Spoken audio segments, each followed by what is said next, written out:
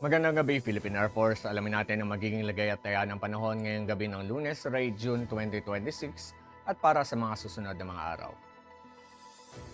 Sa kasalukuyan, ang southwest monsoon o yung ating hanging amihan ang patuloy pa rin makakaapekto dito sa may bahagi ng central at northern Luzon.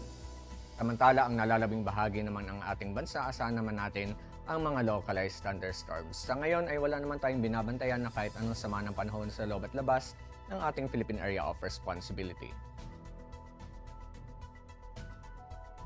Dahil nga dito, asahan natin ang Ilocos Region, Batanes, Babuyan Islands, ganoon na rin sa Zambales ang maulap na kalangitan na may kalat-kalat na pagulan, pagkidlat at pagkulog, dulot yan ng ating southwest monsoon. Samantala, ang Metro Manila at ang nalalawing bahagi ng Luzon, ganoon na rin sa buong Visayas, asahan naman natin ang bahagi hanggang sa maulap na kalangitan na may pulo-pulong pagulan, pagkidlat at pagkulog, dulot naman yan ng ating mga localized thunderstorms. Dulot nga din ng ating mga localized thunderstorms, asahan natin na ang buong Mindanao ay makakaranas ng bahagi hanggang sa maulap na kalangitan na may pulo-pulong pagulan, pagkidlat at pagkulog.